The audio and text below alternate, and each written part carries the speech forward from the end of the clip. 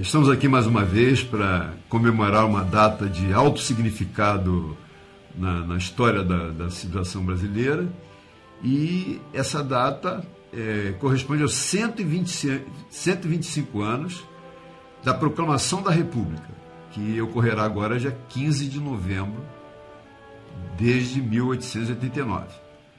Para esse momento, como se fosse um padrão de apresentação pedagógico da Secretaria-Geral de Educação e Cultura, nós vamos falar do momento no mundo, o momento no Brasil, as três questões que derrubaram de fato a República e um termo conclusivo para tentar uma pincelada do que é hoje a República.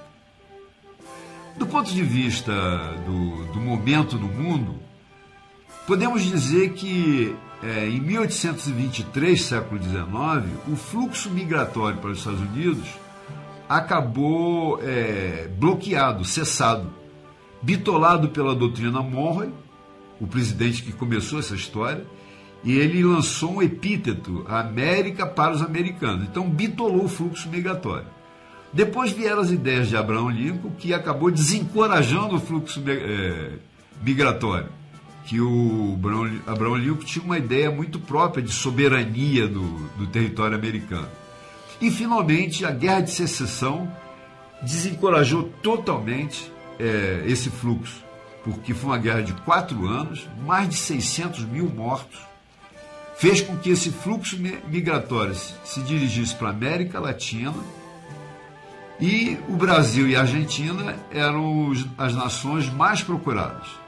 Ao longo de 100 anos, a partir daí, a Argentina receberá 6 milhões de imigrantes e o Brasil 3 milhões de imigrantes. Isso tudo fez com que o centro geométrico, o centro de gravidade da economia e das finanças dessa região fosse para o sul do Brasil.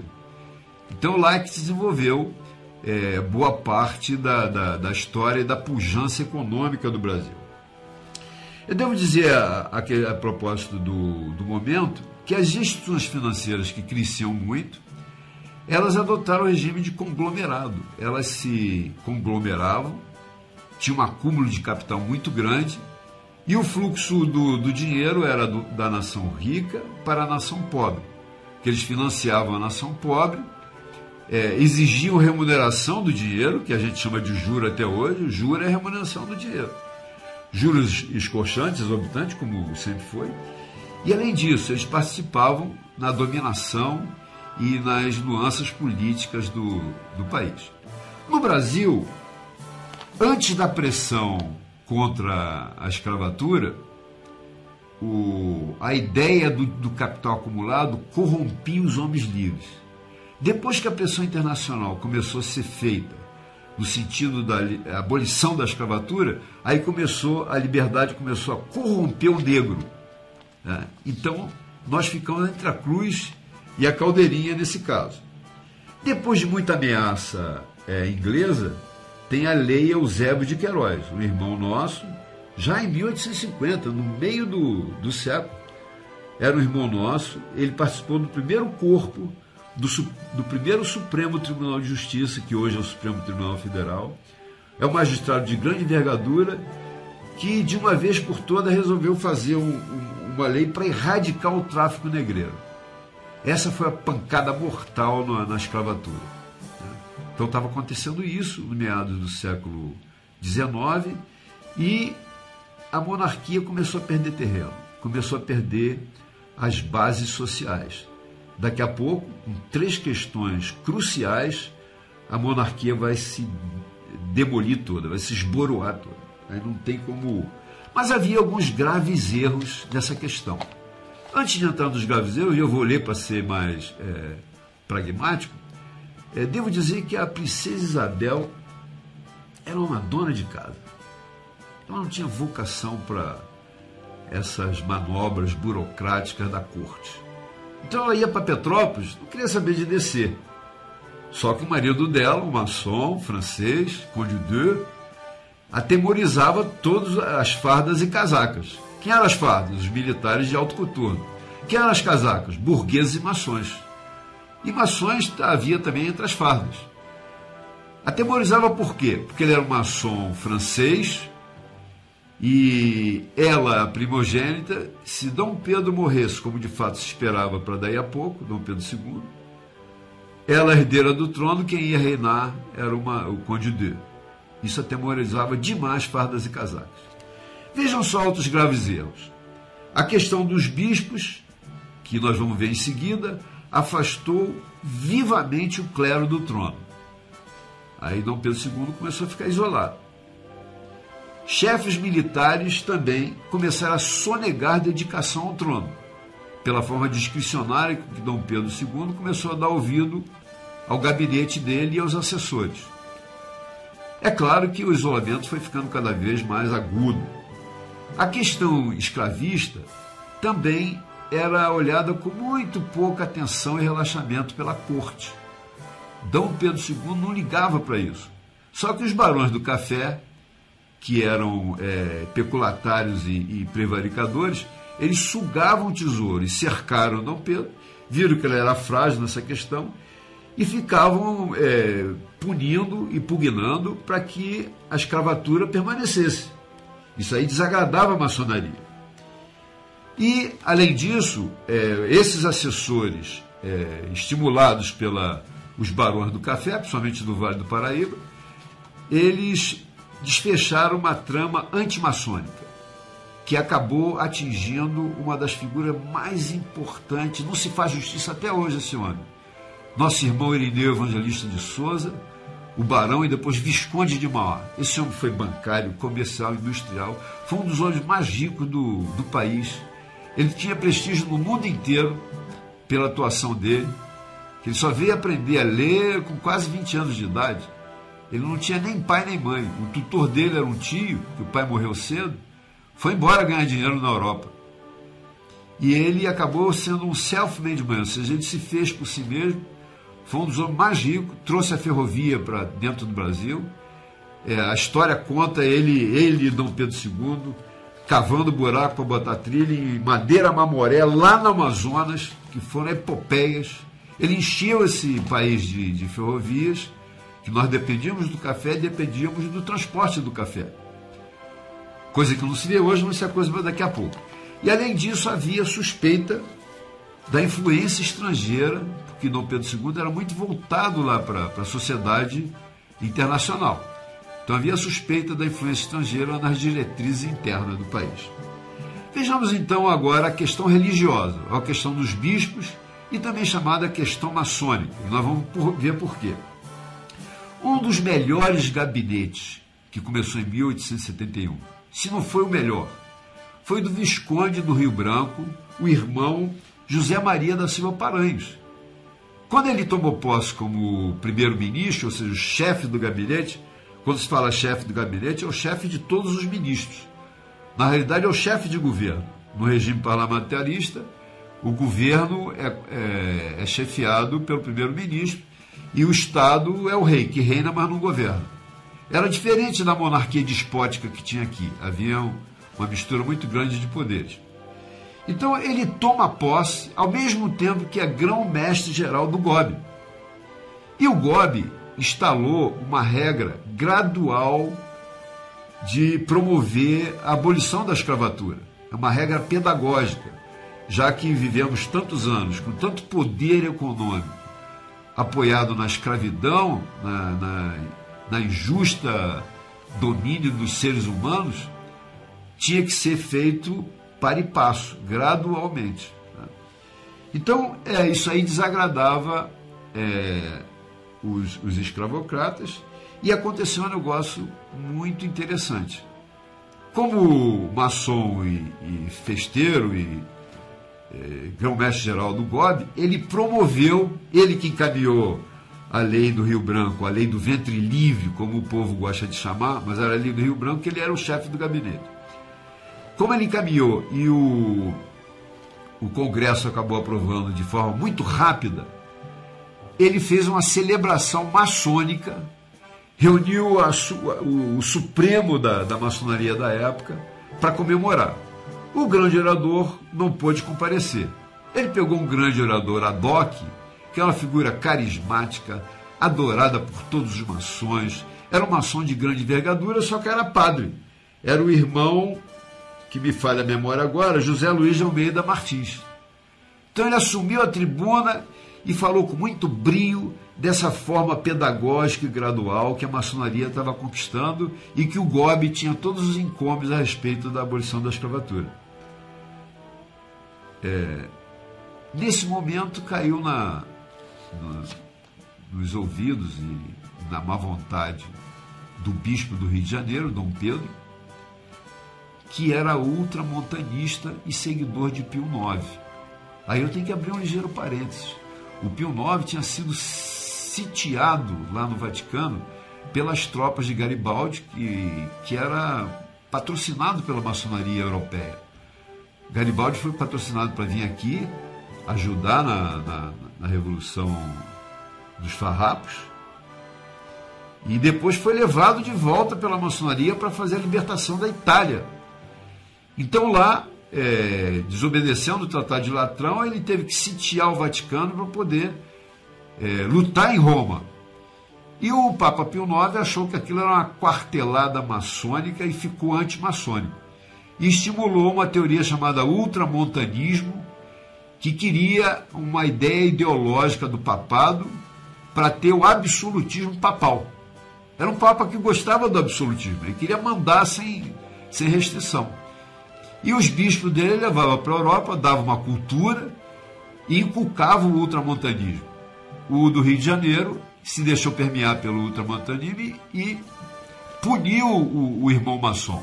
Então o Papa ultramontanista, defensor e entusiasta da teoria do ultramontanismo, ele queria o absolutismo papal, ele fez a cabeça desses bispos brasileiros. O bispo do Rio de Janeiro, ele disse claramente para o irmão maçom, o Zé Luiz, né? Sai da maçonaria. Aí o irmão disse, não saio. Ele disse, então está proibido de exercer funções eclesiásticas. O governo, que era todo de maçom, disse, não, a igreja é controlada pelo governo.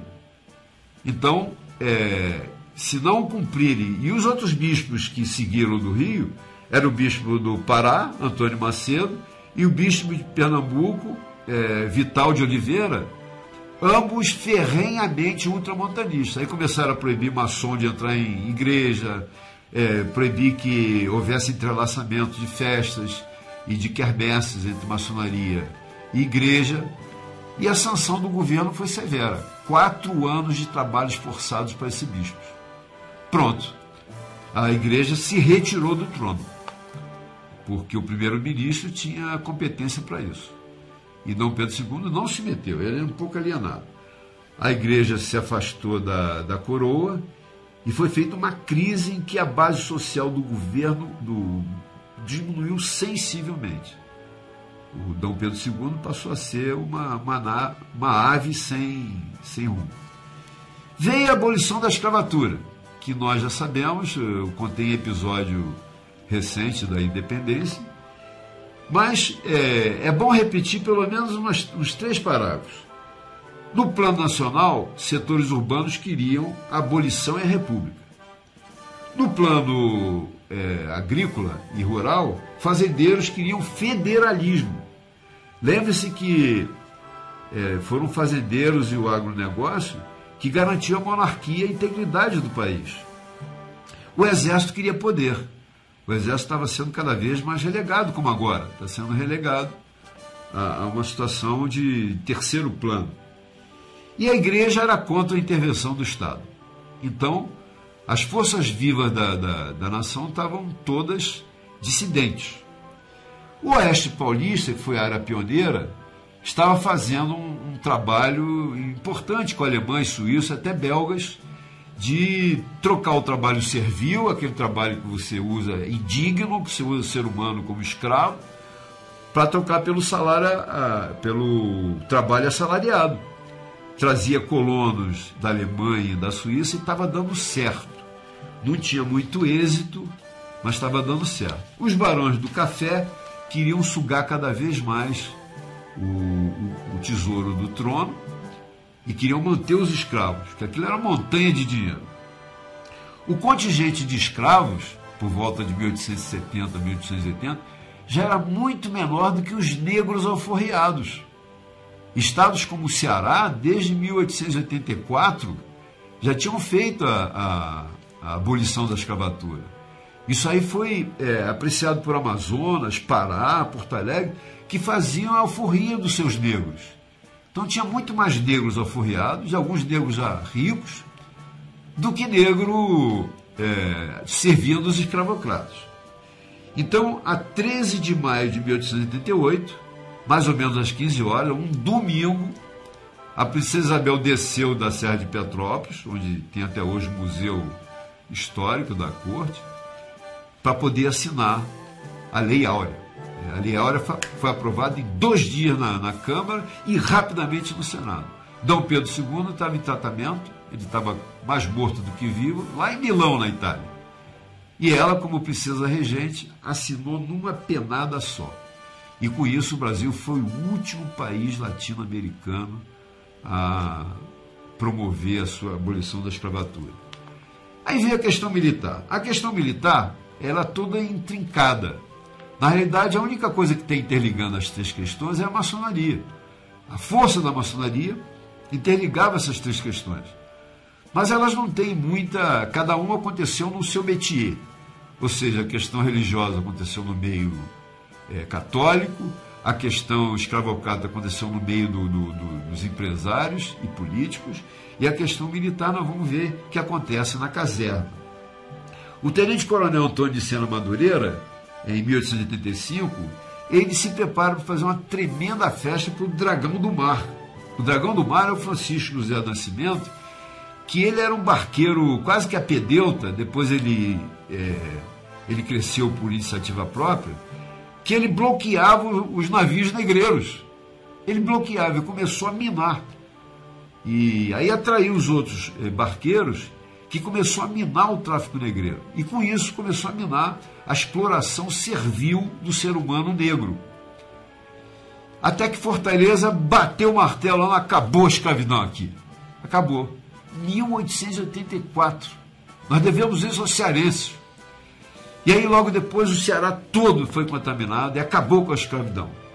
Então o Sena Madureira trouxe o Dragão do Mar militar, fez uma festa de caserna para receber aquele homem que era um simples barqueiro.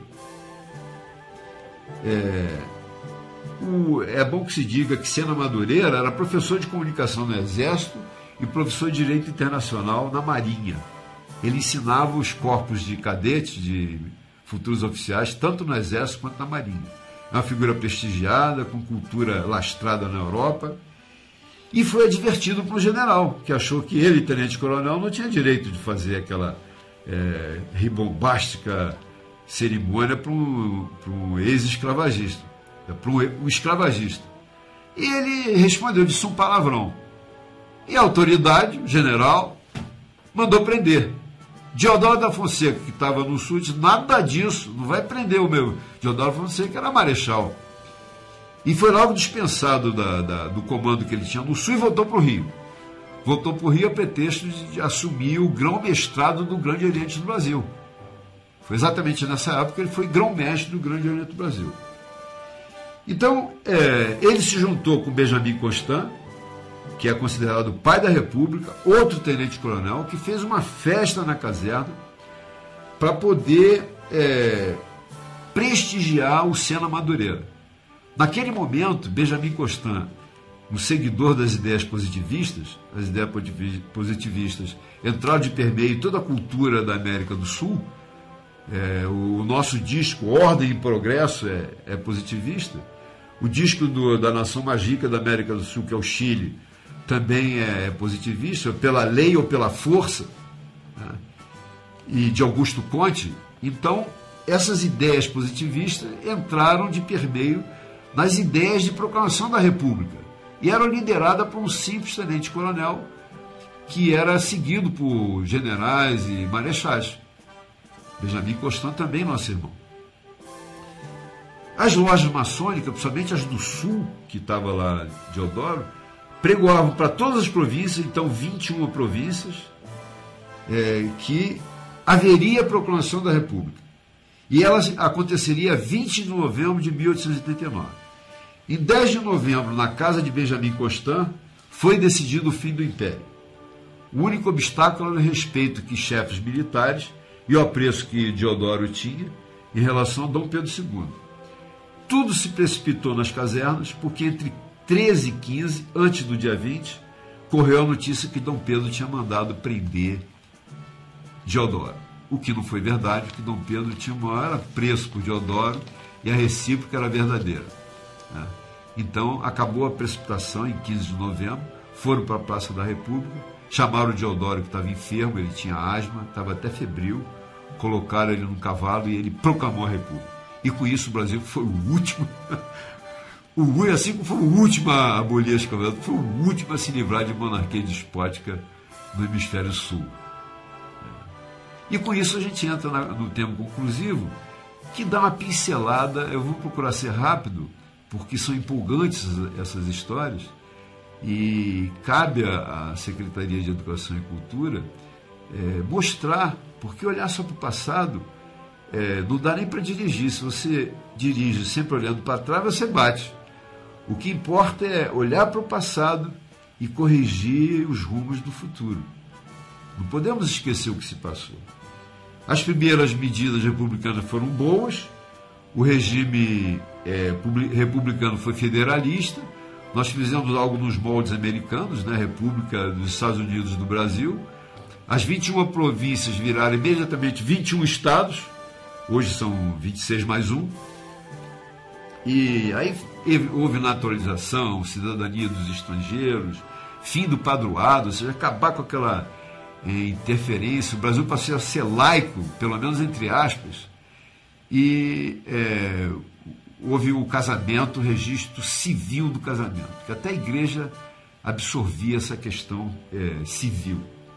Hoje, 125 anos depois da proclamação da República, feita para unificar um monte de tentativas republicanas, todas bizarras. O Brasil era cheio de tentativas de proclamação da República. Então, aquela que foi feita no Rio de Janeiro unificou tudo. Então, hoje, a condução do ideal republicano, ele foi gradativamente fraudado e os maçons foram traídos.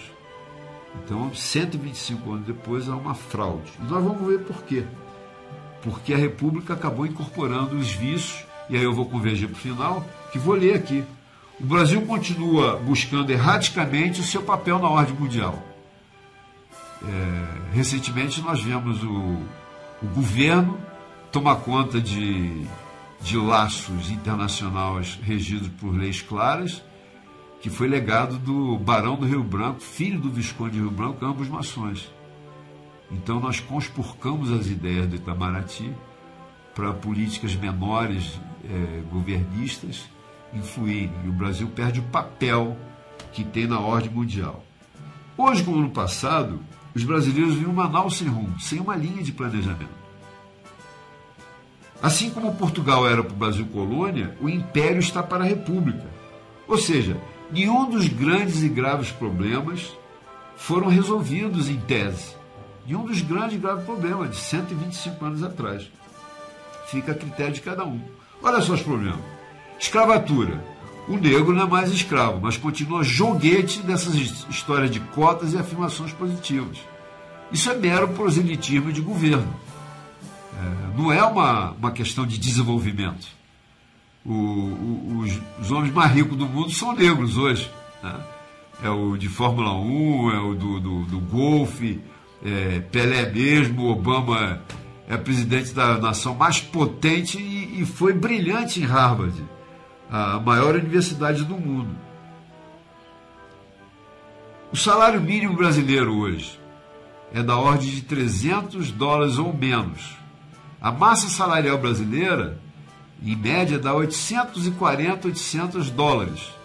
A OCDE, que é a Organização da Cooperação e Desenvolvimento Econômico, que diz se o país está bem ou não, e o único país rico na América Latina é o Chile e o México, ele diz o seguinte: quem ganha 60% abaixo da massa média salarial é pobre ou miserável. Então nós temos mais de 30 milhões de pobres ou miseráveis, até que ganham o salário mínimo, porque 60% de 840 é $500, o nosso salário mínimo é 300. E vai por aí afora. A migração, as maiores cidades com maior contingente de nordestino ficam em São Paulo no sul e não no nordeste. Há aproximadamente de 2 a 3 milhões de brasileiros fora do Brasil. Há um número assustador de jovens invisíveis. Quem são esses jovens invisíveis? São os jovens que se formam e não têm emprego. O governo não publica o desemprego dos jovens graduados, ultrapassa 30%. E além disso, o jovem que não tem emprego, ele não entra nas estatísticas governamentais, que é conveniente para o governo. Então eles são invisíveis.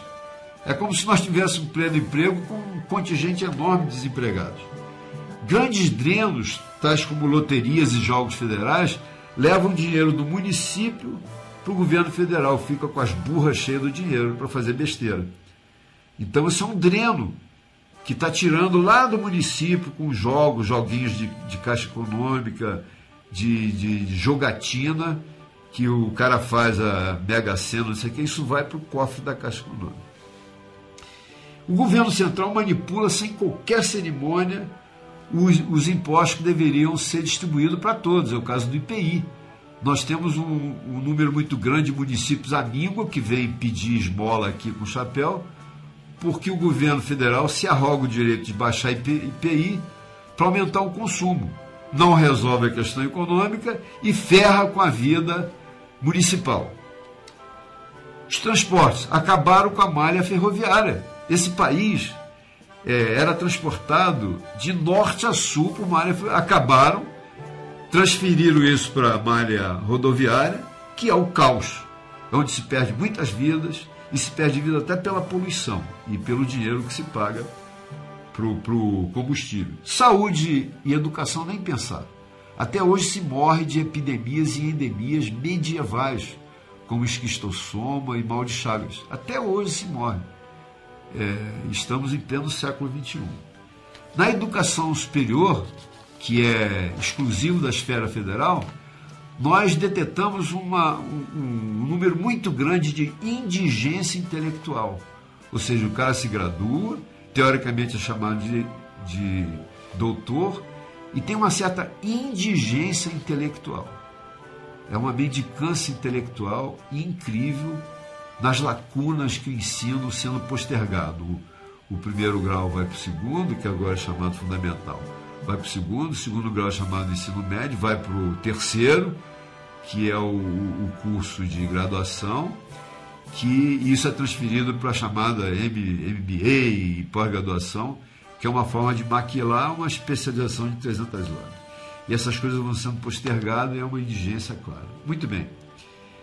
Na vida da República, na historiografia política brasileira, eu vou ler para ser breve agora para terminar. Com ênfase nos séculos XX e XXI, prevalece sempre, independente das colorações partidárias dos governantes, as alianças e coalizões turbinadas por interesses particulares, para a manutenção do status quo, com interminável troca de favores e interesses particulares, proibidos de serem noticiados, posto que ilícitos e repletos de achaques e conchavos. Então é isso que a gente vê. Coalizões, interesses partidários, são feitas com chavos, e muitas das vezes é proibido. Abaixo do decreto não pode, nem o Tribunal de Contas da União pode ter acesso a essas verbas que fogem do Brasil e vão para os bolsos particulares. Mas não seria de bom alvitre encerrar com pessimismo. Não. Os brasileiros e os eleitores são muito melhores que as suas elites. Graças a Deus eles passam e fica o brasileiro. Se não, vejamos, o povo supera muito. Por exemplo, foi Oswaldo Cruz quem de fato abriu os portos brasileiros para todas as nações. Por quê? Ele acabou com a febre amarela. Então o Brasil deixou de ser interditado. Como é que ele acabou? Acabou odiado por todos. Ele matou o mosquito. Então ele é um grande nome, o nosso irmão Oswaldo Cruz. O país foi vanguardista da erradicação da varíola e da poliomielite. Como? Arregaçando as mangas e deixando para o povo atacar o mosquito, atacar a varíola, fazer a vacinação e a varíola acabou em todo o mundo. Voltou agora por algumas nações e dirigentes relaxados, mas rapidamente ela foi sufocada. Aqui no Brasil nós conseguimos um feito que também correu o mundo. Fizemos um coquetel contra a AIDS, baratíssimo, é dado pelo governo. É o único país que fez isso pela primeira vez e foi seguido, e está sendo seguido por expressivas nações, principalmente dos polos falidos da África. E além disso, aqui foi inventado o genérico, acabou com a farra da indústria farmacêutica, que bota nome e faz as pessoas decorar o nome do remédio, esquecendo do específico que está por trás. Quando foi implantado, em alguns mandatos aí atrás, o genérico, o povo começou a ter mais acesso ao remédio. O Brasil hoje, em plena república, detém o conhecimento sobre microcirurgia, cirurgia de ponta, cirurgia plástica, tratamento de queimados, desenvolvimento de software, sofisticada tecnologia bancária, eficazes conselhos profissionais que não tem no mundo igual, controle externo de contas governamentais, que o governo federal tem verdadeiro ódio do controle externo, física de alta energia, nanotecnologia, melhoramento do urânio, controle de satélite, melhoramento genético na produção agropecuária. A Embrapa simplesmente exporta a sua tecnologia para o mundo todo, produção de vacina sofisticada e vai por aí afora, a despeito do presidente que está de plantão lá, o inquilino. Então eu tenho que acabar dando um salve ao povo brasileiro, salve a pura maçonaria, salve a República Brasileira. Mas eu falo em nome desses brasileiros que são disciplinados, ordeiros e estão sempre sujeitos à tirania do governante. Muito obrigado.